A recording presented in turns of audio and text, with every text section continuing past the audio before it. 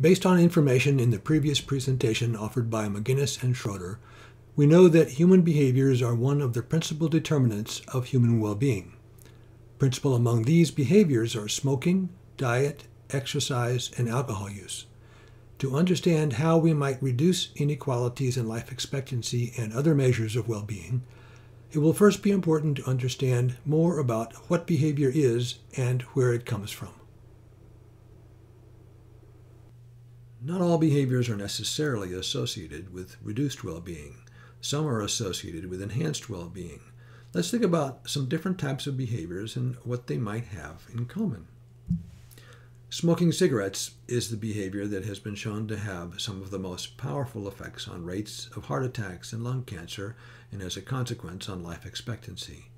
Is the behavior of smoking simply responding to the question, should I light up a cigarette now?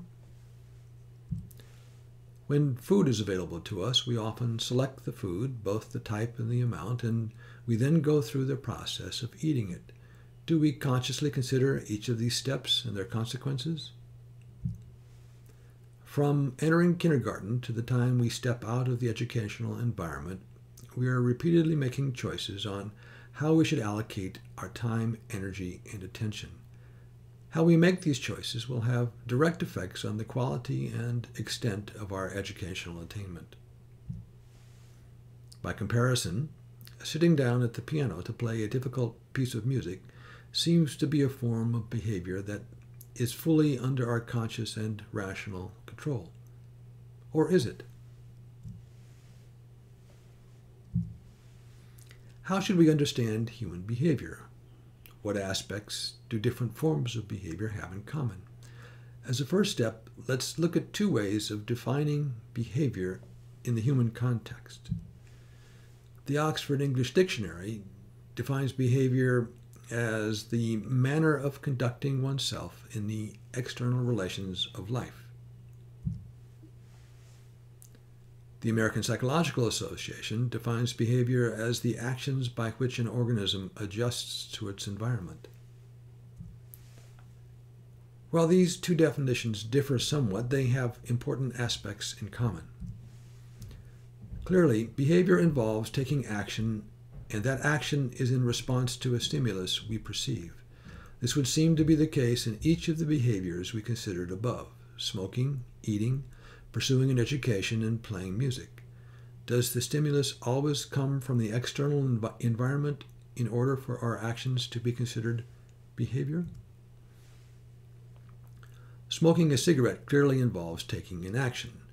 We have to put the cigarette in our mouth, light it up, and take a puff.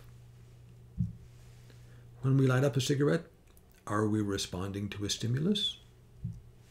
What might that stimulus be? This chart shows the percent of current smokers among different U.S. racial and ethnic groups who are age 18 and over. We see that American Indians are substantially more likely to smoke than other groups, while Hispanics and Asians are substantially less likely to smoke. Do these groups experience different types of stimulus from their cultural or ethnic environment that leads to different rates of smoking? When one responds to these stimuli, is one doing so with full conscious awareness? This chart shows the prevalence of smoking among adults in the U.S. based upon the highest level of education that they have completed. Here we see a striking association between the level of education one has attained and the likelihood one will smoke. With each step up the ladder of educational attainment, the rate of smoking goes down. Why are Native Americans more likely to smoke than other racial or ethnic groups? Is it part of their cultural tradition, or might it instead be a consequence of the poverty and social exclusion experienced by many Native Americans? Why are people with lower levels of education consistently more likely to smoke than those with higher levels of education? Might it be the effects of peer pressure, as one tends to associate with people with similar levels of education? Alternatively, might the smoking be a pleasure-seeking response to the stressful experiences associated with living in a lower socioeconomic environment? Or might the decision to smoke simply reflect a physiologic addiction to nicotine? Each of these potential associations brings up the question of whether the decision to smoke is based on a conscious and rational analysis of the choice to smoke and its consequences. Let's shift from smoking to obesity and the dietary choices people make.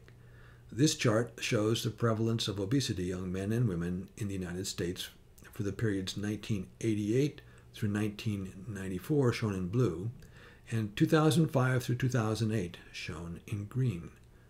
For both men and women, the rates of obesity increased substantially during this time period. Among men, the researchers found that those who had completed college had lower rates of obesity than men who did not finish college. Among women, they found that obesity prevalence increased consistently as the level of education decreased across all levels of education, from having a graduate degree to not having completed high school. What are the factors that lead to those with lower levels of education to be at an increased risk of being obese? Could this be due to genetic factors that affect how our bodies respond to the hunger stimulus? There are hormones, such as neuropeptide Y and leptin, that affect when we feel hungry and when we feel full. Genetically inherited differences in these hormonal control mechanisms could certainly affect the likelihood one will become obese.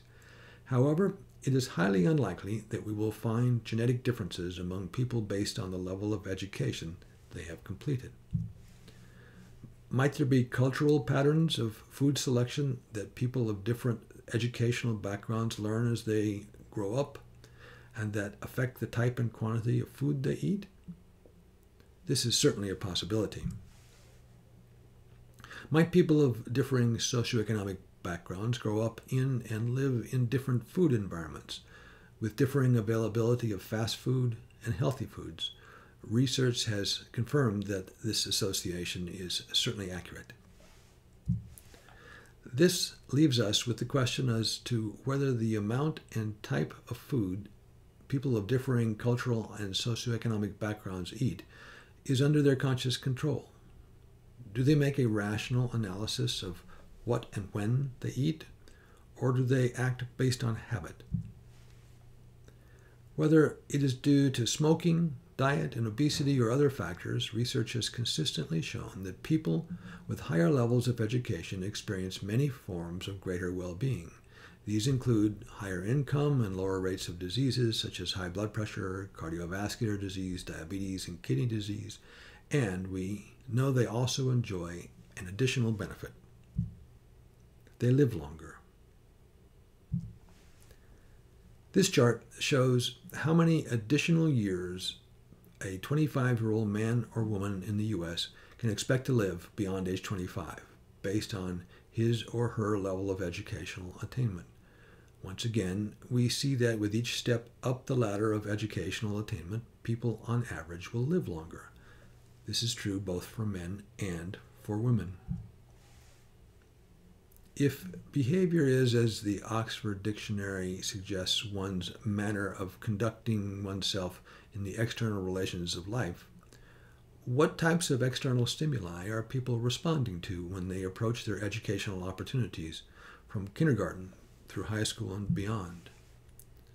In deciding how hard to work in school and how long to persist in one's education, are we making a conscious choice based on a rational analysis of the pros and cons of the energy it takes to succeed in education and the payoffs that will come later from our efforts? Alternatively, are we instead responding to the influence of our parents, our peers, and our community on our perceptions of the value of education? To put these issues in a broader context, I would like to shift from the issue of academic learning to that of musical learning. I would like to share with you a section of a performance by my son when he was 14.